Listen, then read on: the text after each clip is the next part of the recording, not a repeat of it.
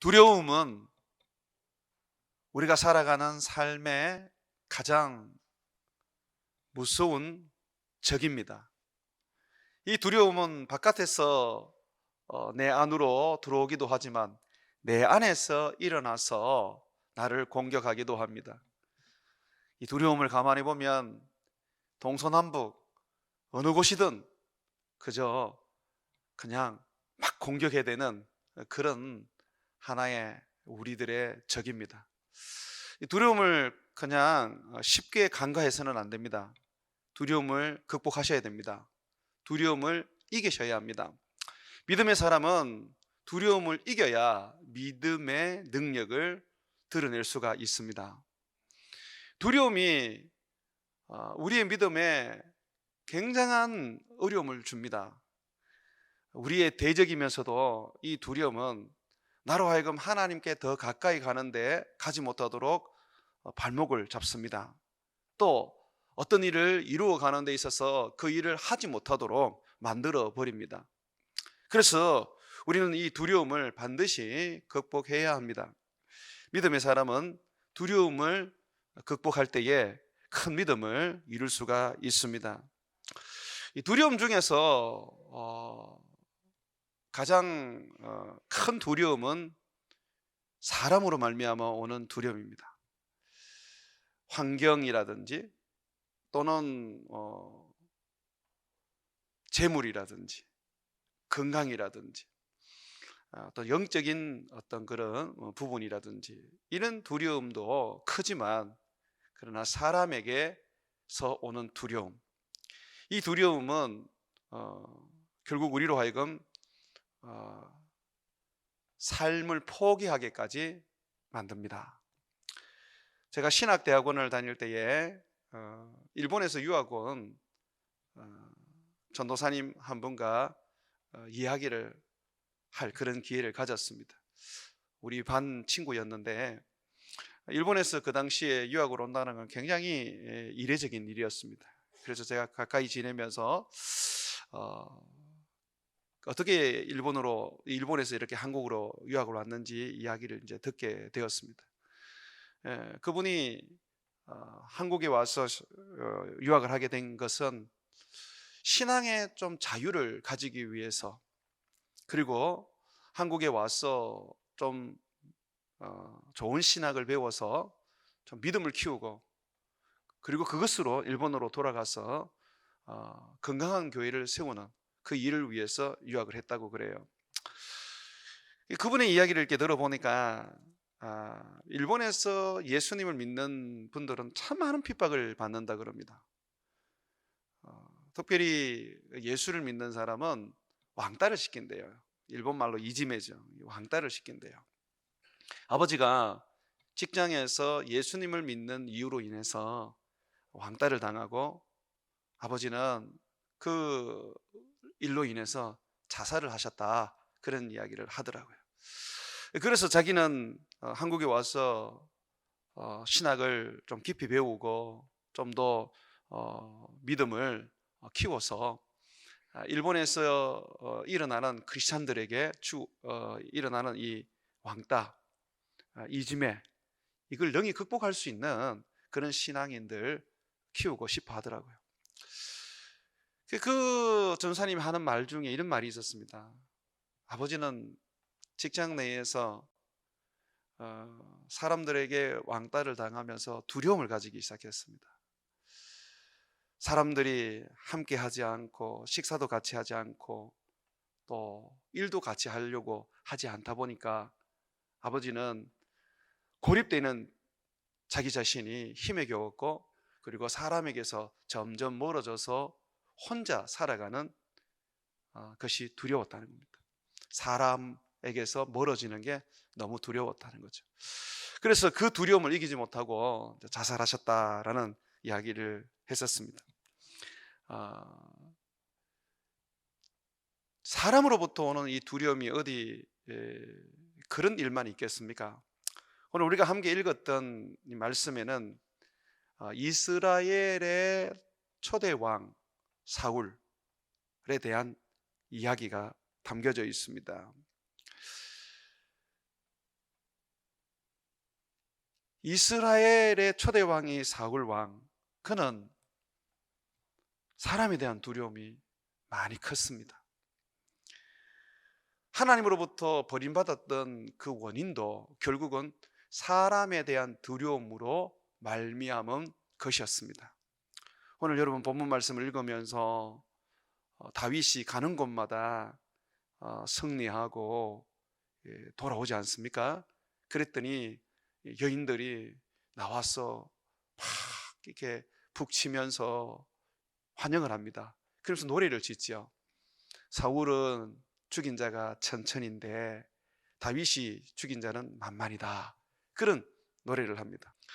그 전까지만 해도 다윗을 얼마나 사랑했는지 다윗을 누구보다도 소중하게 사울 왕이 여겼습니다. 그런데 여인들이 다윗을 더 높이 칭찬하고 자기보다 더 높이 노래를 하니까 그 질투심과 그 시기감이 결국은 다윗을 죽이기로 마음을 먹게 된 거죠.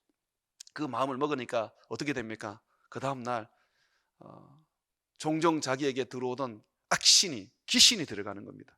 그래서 막 고통스러워하고, 그리고 그 귀신을 힘입어서 결국은 다윗을 죽이려고 탕을 던지게 되죠. 사람에게서 오는 두려움보다 아마 더 무서운 것이 사람 속에 들어간 이 귀신, 이 사람과 귀신이 합작을 해서 우리를 공격할 때 아마 더 힘에 겨울 것입니다. 이 다윗이 그런 공격을 지금 받고 있는 거죠. 여러분, 이게 이 사건을 가지고 단순하게 사울 왕이 다윗에 대해서 질투하고 시기하고 있다라고 말하시면 안 됩니다. 그렇게 단순하게 볼 수 없는 부분이 있습니다. 왜냐하면 8절에 한번 보십시오. 8절에 보게 되면 사울이 그 말에 불쾌하여 여인들의 그 춤추고 환영하는 그 노래 소리가 굉장히 불쾌했습니다. 그리고 심히 분노하게 되었습니다. 그러면서 그가 자기 속내를 드러내는 거예요. 뭐라 그러냐면 다윗에게는 만만을 돌리고 내게는 천천만 돌리니 그가 더 얻을 것은 나라 말고 무엇이 있겠는가. 나라의 왕은 백성의 지지를 받아서 세워지게 되어 있습니다. 지금 사울 왕은 백성들이 자기를 떠나서 다윗에게로 갈 것이라는 것을 생각하고 있습니다. 자기를 버리고 백성들은 다윗을 선택하여 왕으로 세울 것이라는 것에 대해서 그는 지금 생각하고 있습니다. 사람들이 자기를 버릴 것이라는 것, 그리고 그들은 다윗을 붙잡고 왕으로 세울 것이라는 것, 이것이 그의 시기와 질투의 원인이었습니다. 사람들이 자기를 떠날 것이라는 것. 이 부분을 우리가 조금 더 명확하게 볼 수가 있는 말씀이 사무엘상 15장 30절입니다. 이 사무엘상 15장 30절을 한번 펴보시면요, 하나님이 아말렉 사람들을 다 진멸하라고 명령을 내렸습니다. 사울 왕에게. 그런데 사울 왕이 아말렉을 점령을 한 후에 거기에 있는 좋은 짐승들은 죽이지 않고 살려두었습니다. 사람들은 다 죽이고 그리고 왕도 살려주었습니다. 하나님은 분명히 사람이나 짐승이나 다 죽이라 그랬어요. 여리고 성을 점령할 때처럼 하나도 남기지 말고 다 그냥 심판하라고 그랬어요. 근데 사울 왕이 좋은 짐승을 살려두었고 그리고 왕도 살려두었습니다. 이 일로 인하여 하나님은 사울을 버리십니다. 사무엘에게 말씀을 하시죠. 내가 사울을 이제 버렸다. 하나님께서 사울을 완전히 버리시게 됩니다. 이 아말렉에서의 그의 불순종 때문이죠. 여러분, 시기와 질투에도 원인이 있고요, 불순종에도 원인이 있습니다. 그 원인을 보면 두려움입니다. 사무엘이 왜 왕을 살려두었습니까? 왜 이 짐승들을 살려두고 가지고 있습니까? 무슨 이유로 그랬습니까? 라고 말해요. 그랬더니 이 사울 왕이 뭐라 그러냐면, 백성들이 하나님께 제사를 지내자, 예배를 드리자, 그래서 내가 그 이야기를 들은 것입니다. 하나님께 제사하려고 하는 건데 뭐가 잘못됐습니까? 나 먹자고, 내가 가지자고 한 거 아닙니다. 하나님께 드리려고 한 것입니다. 그렇게 얘기를 해요. 그런데 이 사울 왕은 실질적으로 백성들이 두려웠기 때문입니다. 그는 그렇게 말합니다. 30절 한번 보십시오. 사울이 이르되 내가 범죄하였을지라도 이제 청하여옵나니 내 백성의 장로들 앞과 이스라엘 앞에서 나를 높이사 나와 함께 돌아가서 내가 당신의 하나님 여호와를 경배하게 하소서 하더라. 여기 보면 뭐라 그럽니까? 내가 범죄하였을지라도 내 백성들에게 가서 나를 높여주십시오. 내 백성들 앞에서는 나를 낮추지 마십시오. 왜냐하면 나는 백성들이 두렵습니다 라고 그렇게 말합니다. 24절에 보면 더 정확하게 나와 있습니다. 한번 보세요. 사울이 사무엘에게 이르되 내가 범죄하였나이다. 내가 여호와의 명령과 당신의 말씀을 어긴 것은 내가 백성을 두려워하여 그들의 말을 청종하였음이니이다.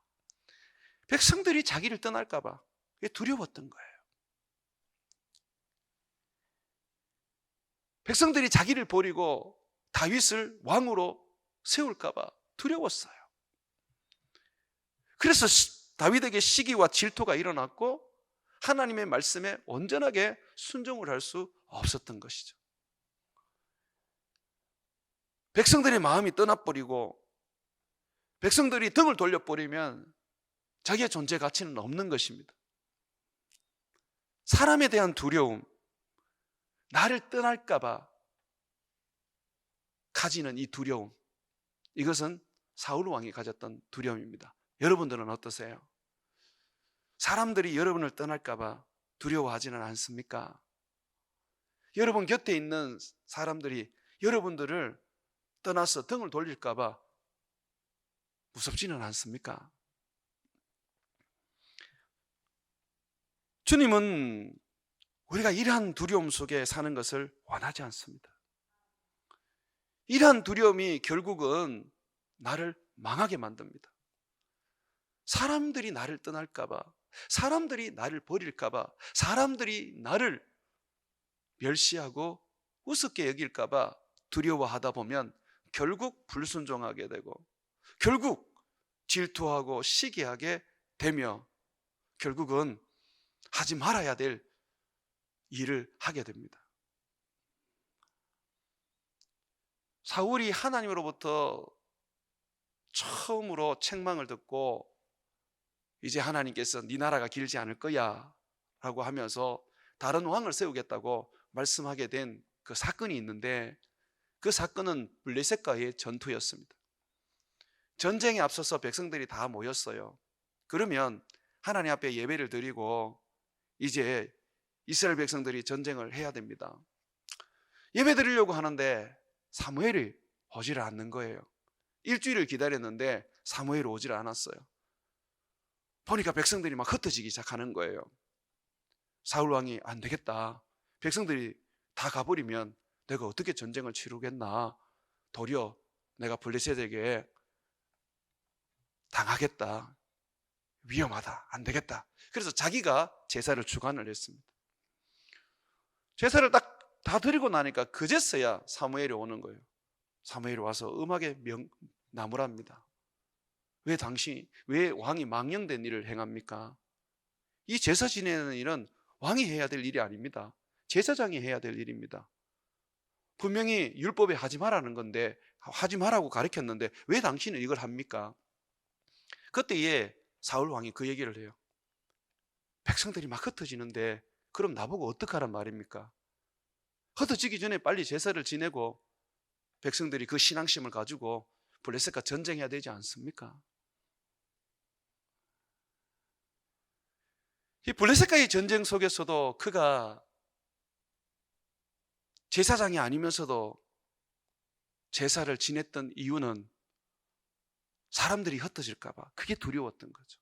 자기를 떠날까 봐 두려웠던 거예요. 사울이 제사장의 자리에 서서 예배를 드린 것도 문제가 됩니다. 그런데 다윗도 보면 배에 에봇을 입고 하나님 앞에 제사장처럼 예배를 드린 적이 있습니다. 그런데 다윗에게는 하나님이 아무 소리 안 하거든요. 무슨 차이가 있습니까? 다윗은요, 철저하게 하나님 바라보고 하나님만 의지했어요. 그러나 사울은 그렇지 않아요. 사람을 바라보았습니다. 사람을 의지했습니다. 사람들이 자기를 떠날까 봐, 사람들이 모이지 않을까 봐, 사람들이 나를 버리고 다른 왕을 세울까 봐, 그게 두려웠던 것이죠. 사람에게 인정을 받으려고 하고 사람들에게 어떻게 하든지 사랑을 받으려고 하는 거, 그거 여러분 좋은 것 같지만 신앙을 가진 우리에게는 좋은 게 아닙니다. 세상 사람들은 그게 좋은 것이고 그걸 통해서 성공할 수 있는 그런 하나의 발판이 될 수 있습니다. 그런데 우리에게는 망하는 내리막길로 끌고 가는 요인이 됩니다. 여러분, 믿음의 사람들 가만히 보십시오. 믿음의 사람들은 사람 안 봅니다. 믿음의 사람들은 철저하게 그냥 하나님 바라봅니다. 다윗이 사울과 달랐던 이유가 뭡니까? 나이가 20세도 안 되는 소년임에도 불구하고 그는 골리앗과 싸움하기 위해서 물맷돌 5개 들고 전장에 뛰어들었습니다. 블레셋 사람들, 수많은 사람들이 그 눈에 안 보였어요. 큰 거인, 누구도 싸워서 이길 수 없는 그런 전투력으로, 온몸으로, 이 전투력이 온몸에 가득한 이 골리앗도 눈에 보이지 않았어요. 그는 사람을 두려워하지 않았습니다. 그는 하나님을 의지했습니다. 하나님의 이름을 붙잡고 골리앗을 향하여 달려갔습니다. 인정 욕구는 요만큼도 가져서는 안 됩니다. 예수 믿는 사람은. 만약에 인정받아야 할 욕구가 있다면 사람이 아니라 하나님께 받으셔야 됩니다. 그러면 여러분이 삽니다. 사람에게 요만큼이라도 내가 좀 인정받고 좀 대우받고 뭔가 눈에 들게 살겠다라고 하다 보면 망해버리는 거예요. 하나님을 떠나게 되는 것이죠. 믿음이라는 것은 결국 하나님을 바라보는 겁니다. 사람을 바라보면 안 돼요. 그냥 하나님만 바라보는 거예요. 저는 목사가 목자라는 생각을 안 합니다. 목자는 딱 한 분, 예수님이 목자라고 저는 생각합니다. 그럼 목사는 뭐냐? 저는 목동이라고 여깁니다. 그래서 제가 설교할 때에 거의 이 목사에 대해서 얘기할 때 제가 양들의 목자라는 얘기를 안 합니다. 목사는 절대로 예수님의 자리에 올라가면 안 됩니다. 그저 예수님의 종, 목동에 불과할 뿐입니다. 목자와 목동의 차이가 뭔지 아십니까? 목자는요, 양들을 보면서 양들의 이름을 부르고 그의 목소리를 내어서 양들을 모읍니다. 목동은 어떻게 하는 줄 알아요? 아닙니다.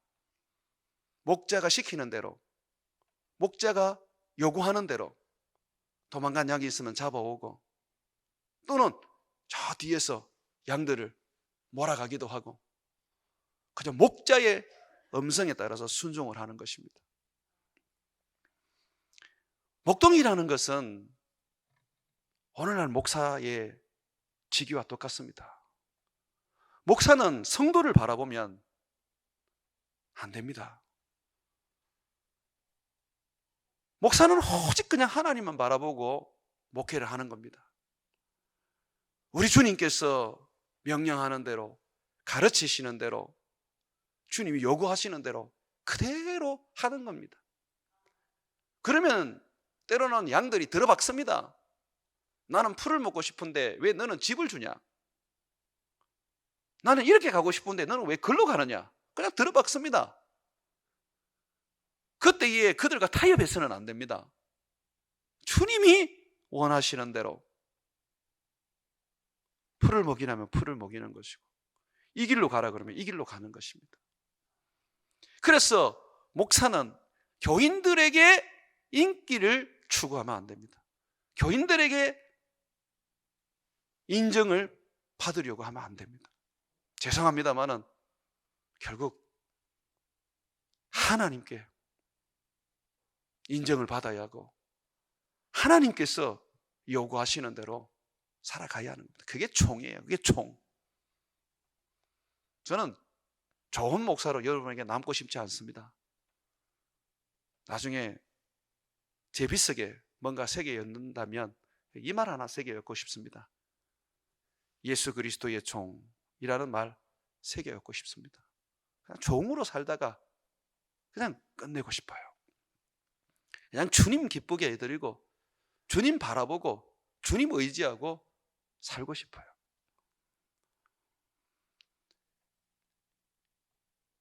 만약에 많은 목사들이 성도들을 바라보지 않고 주님만 바라보고 목회를 한다면 어떠한 어려움이 있고 어떠한 환난이 있고 어떠한 배고픔이 있어도 그 가지 주님 따라가지 않겠습니까?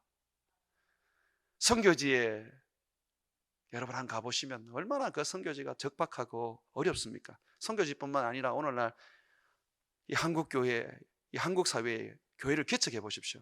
정말 어렵고 힘듭니다. 3, 4년이 지나도 교인 하나 안 오는 교회들이 있습니다. 어떻게 해야 돼요? 내가 부르심을 받은 사람인데, 복음 전하라고 부르심을 받은 사람인데 어떻게 해야 돼요? 성도를 바라보면 못 견딥니다. 그냥 주님 바라봐야 돼요. 주님이 하라고 했기 때문에 하는 것이고 주님이 가라고 했기 때문에 가는 것인 거죠. 그래서 인정 욕구, 사람을 향한 인정 욕구를 내가 탁 던져버리고 그냥 주님께 인정받을 수 있는 그런 마음을 가지고 살면 되는 것입니다. 목회의 성공이 어디 있습니까? 목회를 잘하고 못하는 사람이 어디 있습니까? 목회는요, 얼마나 종답게 살았느냐, 얼마나 종으로서 주님을 섬겼느냐가 판단 기준인 것입니다. 주님을 의지할 때에 우리는 사람에 대한 두려움을 극복할 수 있습니다. 잠언서 29장 25절에 보게 되면 사람을 두려워하면 올무에 걸리게 되거니와 여호와를 의지하는 자는 안전하리라. 잠언의 말씀은 대부분 대꾸를 이루고 있습니다. 이렇게 하면 되고 이렇게 하면 안 된다, 이런 대꾸를 가지고 있습니다. 사람을 두려워하면 올무에 걸리게 되지만 반대로 여호와를 의지하는 자는 안전하리라고 말합니다. 그러면 사람을 두려워하지 않는 방법이 뭐냐? 여호와를 의지하는 겁니다. 사람을 두려워하지 않으려고 아무리 내 마음을 다스리고 내가 기도하고 뭔가 어떤 의지 않으려고 예를 써보잖아요. 잘 안 돼요. 그러면 어떻게 해야 돼요? 여호와를 그냥 의지해버리면 사람을 두려워하던 것이 싹 사라져요. 사람을 바라보는 것이 그냥 싹 사라져 버립니다. 두려워하지 마십시오. 버림받을까 봐, 또는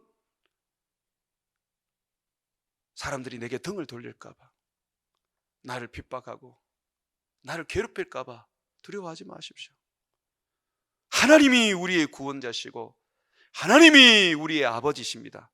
그가 우리를 지키시고 그가 우리를 인도하시며 그가 우리를 그의 품에서 안전하게 주실 것입니다. 아브라함이 흉년을 피해서 이집트로 내려갔을 때에 아내가 너무너무 이뻐서 이집트 사람들이 두려웠어요. 혹시나 자기를 죽이고 아내를 빼앗아 갈까 봐. 그래서 스스로 생각을 했어요. 내 아내를 누이라고 해야 되겠다. 그리고 아내에게 부탁을 했습니다.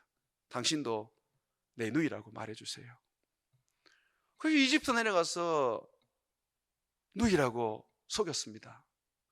나중에 이집트 왕이 이 아브라함의 아내가 너무 이쁘니까 자기 아내로 삼겠다고 많은 돈을 주고 이제 데리고 가는 거예요. 아내를 빼앗겨 버렸어요. 사람을 두려워하니까 결국은 올무에 걸려버렸죠.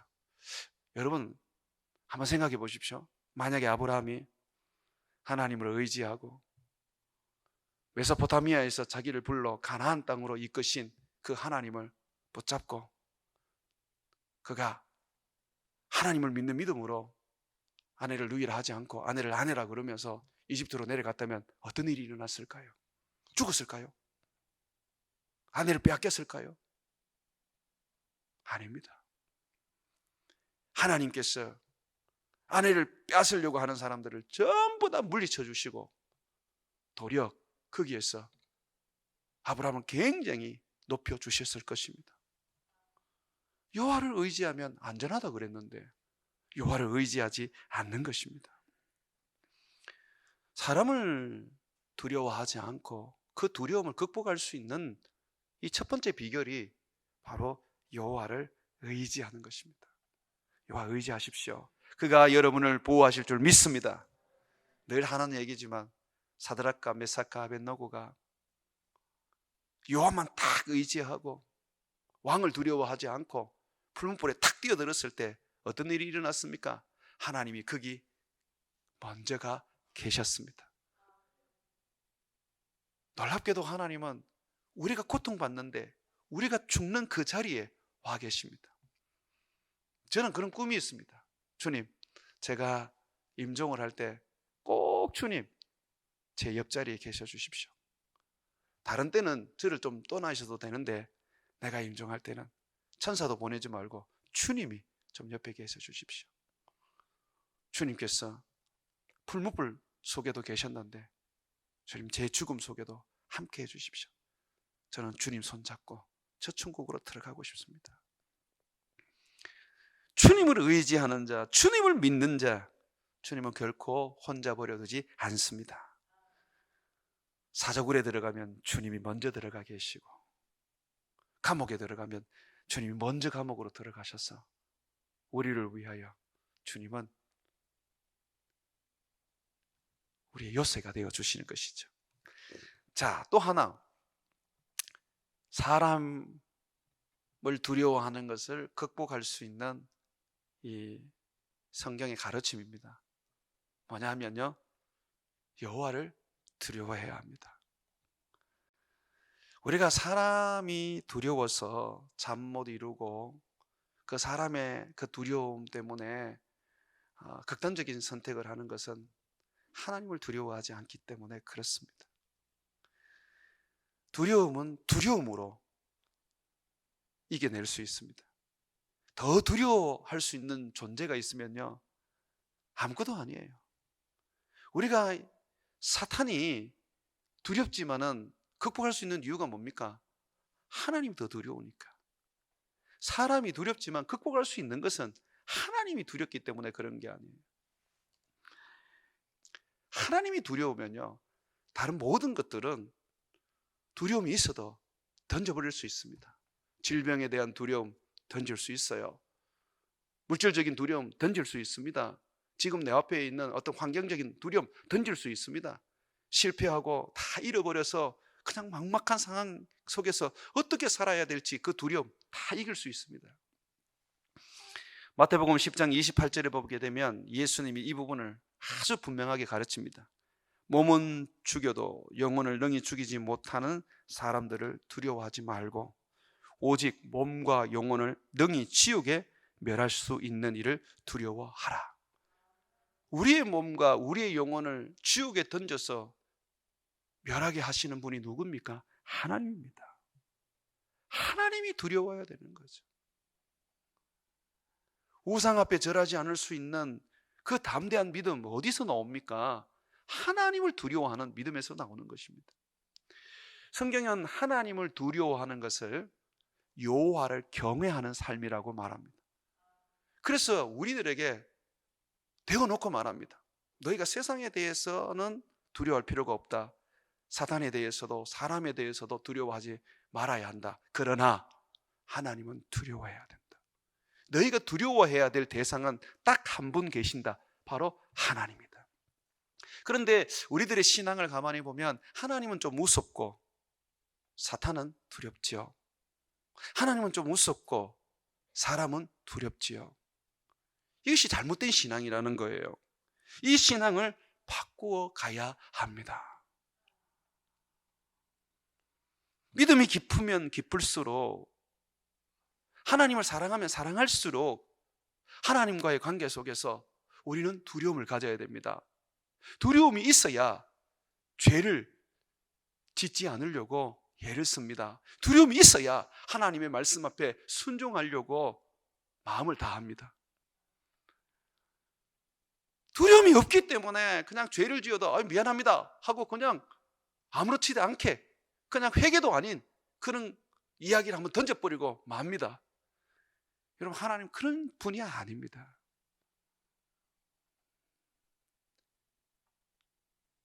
하나님이 모세를 이름으로도 알고 누구보다도 은총을 입힌 자이지만 그가 원했던 하나님을 볼 수 없다고 했습니다. 왜냐하면 두려운 분이시니까. 우리가 하나님을 모시고 살고 하나님을 섬기고 살지만, 하나님의 이름을 그냥 함부로 부르지만 그분은 우리가 두려워해야 할 분입니다. 하나님의 말씀은 여러분들이 생각하는 것처럼 그냥 없어지는 게 아닙니다. 아유, 하나님이 그냥 용서해 주시겠지. 에휴, 뭐 이렇게 살면 하나님도 이해해 주시겠지. 근데 그게 아닐 수 있습니다. 하나님이 여러분을 사랑하시기 때문에 그냥 많이 용서하시고 많이 이해해 주시지만, 그러나 성경에는 하나님은 그의 영광을 위하여 우리에게 엄한 매를 대실 때가 있습니다. 두려워하셔야 돼요. 하나님은 사울 왕이 사람을 두려워할 때에 그를 버리셨습니다. 그에게 성령을 거두시고 악신이 들어가도록 했습니다. 그래서 사탄이 사울을 지배하도록 만드셨던 것이죠. 하나님이요, 그런 분입니다. 사탄을 부리시는 분이십니다. 사탄이 하나님을 대적할 수 있을 줄 압니까? 아닙니다. 사탄은 하나님을 대적 못합니다. 사탄은 하나님의 사역을 대적할 뿐입니다. 우리를 대적해요. 사탄은 하나님 앞에 꼼짝을 못합니다. 하나님은 사탄을 부리시는 분입니다. 오늘 말씀에도 그 악신을 누가 부립니까? 하나님이 부리신다 그러지 않습니까? 자연 만물의 모든 것을 그의 뜻대로 움직일 수 있는 전능하신 주권자이십니다. 죽이기도 하시고 살리기도 하시고 없게도 하시고 있게도 하시고 높이기도 하시고 낮추기도 하시는 이가 바로 하나님이십니다. 그래서 두려워해야 돼요. 그냥 내 마음 가는 대로 믿어서는 안 돼요. 하나님의 말씀 앞에 철저하게 순종하고 자신을 깨트려야 합니다. 두려운 하나님이기 때문에 그렇죠.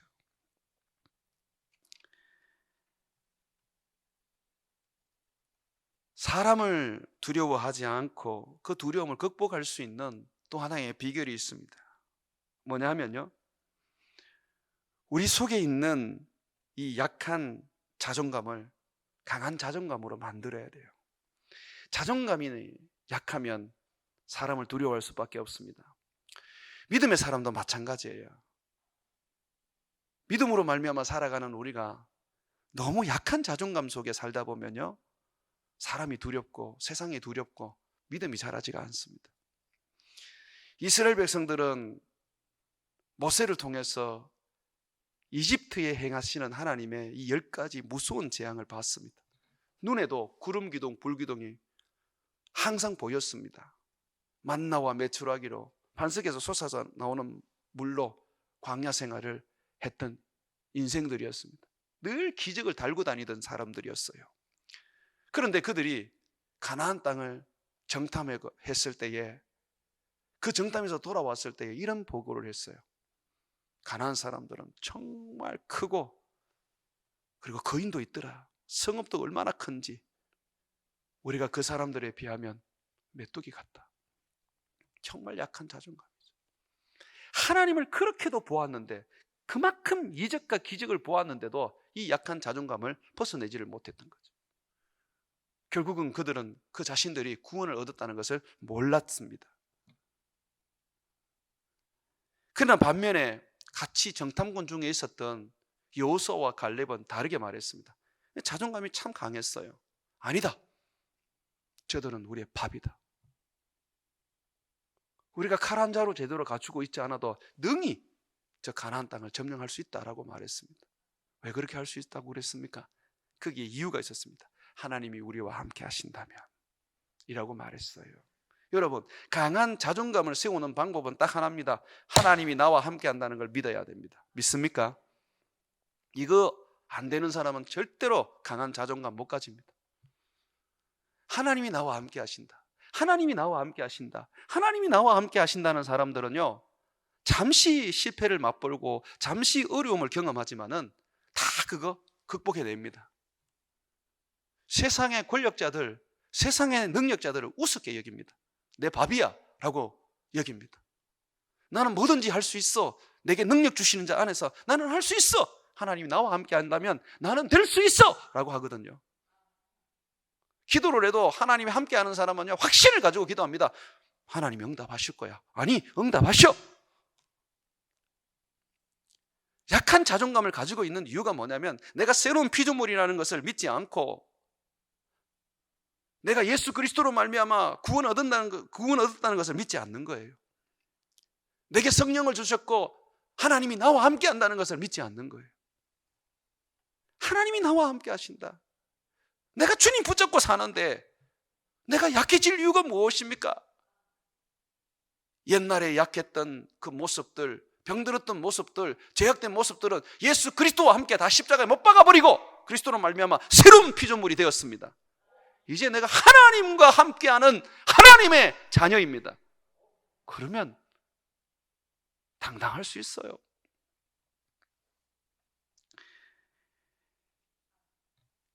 마지막으로 하나 더 말씀드리겠습니다. 하나 더 우리가 하나님 앞에서 사람에 대한 두려움을 이길 수 있는 방법은 뭐냐면 겸손입니다. 남을 나보다 낮게 여기는 거예요. 사울이 막 여인들이 사울을 죽인 자는 천천히요, 다윗을 죽인 자는 만만이라고 했을 때에 웃으면서, 그렇지, 나도 못 이기는 이 골리앗을 다윗이 죽인 거잖아. 그렇지, 그래, 저놈은 나보다 나 라고 해버렸다면 그는요, 결코 사람을 두려워하지 않았을 것입니다. 우리는 싸움에서 질 수 있다는 거, 우리는 저 사람보다 약하다는 거, 이걸 인정하는 걸 굉장히 어려워해요. 누군가 나보다 좀 더 기도하고, 누군가 나보다 좀 더 뭔가 어떤 능력이 있고, 또 누군가 나보다 좀 더 사람들에게 인정받는다 싶으면 막 못 견뎌요. 안 해요. 주님 우리에게 뭐라 그랬습니까? 남을 나보다 낮게 여기라 그랬어요. 여러분, 세례 요한의 정신을 가져야 됩니다. 세례 요한이 우리에게 가르쳐 준 게 뭡니까? 그렇게 자기에게 세례받던 사람들이 예수님이 등장하자 그걸로 다 가버렸어요.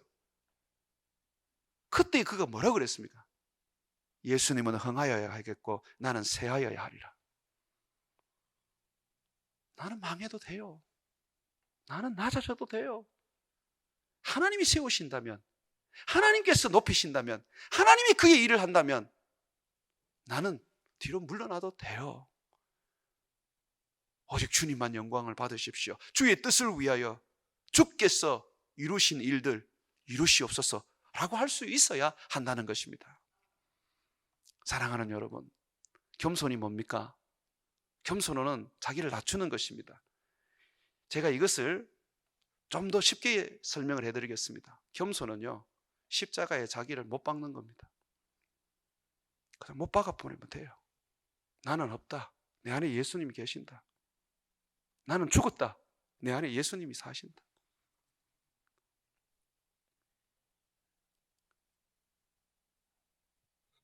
저는 그렇습니다. 교회를 제가 개척을 했다고 그래서 제가 이곳에서 영원토록 높임을 받고 싶은 생각이 한 개도 없습니다. 주님이 때가 되어 세워놓은 사람을 세우면 제가 여러분에게 약속을 할게요. 제가 깨끗하게 물러나겠습니다.